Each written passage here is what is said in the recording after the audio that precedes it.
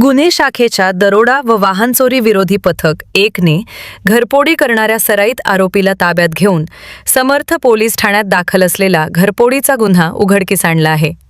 समर्थ police ठाण्यात भारतीय न्याय संहिता कलम 305 अंतर्गत दाखल गुन्ह्याचा तपास करताना पथकाने सुमारे 150 सीसीटीव्ही फुटेजची पाहणी केली. तपासादरम्यान आरोपीने निळ्या रंगाच्या ॲक्टिवा दुचाकीचा वापर केल्याचे निष्पन्न झाले. त्यानुसार पोलिसांनी मनीष महेंद्र काकडे वय 29 राहणार सुखसागर नगर कात्रज याला शिताफीने ताब्यात घेतले. चौकशीत आरोपीने भवानी पेठेतील क्रिस्टल टॉवर सोसायटीमध्ये भिंतीवरून उडी मारून घरफोडी केल्याची कबुली दिली. पोलिसांनी पंचांसमक्ष आरोपीच्या ॲक्टिवा गाडीची तपासणी केली असता डिक्कीतून 30,000 रुपये रोख रक्कम जप्त करण्यात आली. चोरीतील मोबाईल त्याने ओळखीच्या मित्राकडे दिल्याचं सांगितले.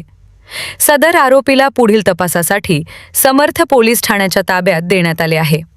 ही कारवाई अपर पोलीस आयुक्त गुन्हे तेजस्वी सातपुते, पोलीस उपायुक्त गुन्हे गौहर हसन, सहाय्यक पोलीस आयुक्त शंकर खटके यांच्या मार्गदर्शनाखाली पोलीस निरीक्षक वर्षा देशमुख तसेच पोलीस अंमलदार रवींद्र लोखंडे, अजित शिंदे, प्रदीप राठोड, गणेश ढगे, अमित गद्रे, महेश पाटील, बाळू गायकवाड, धनंजय ताजने आणि साधना पवार यांनी केली.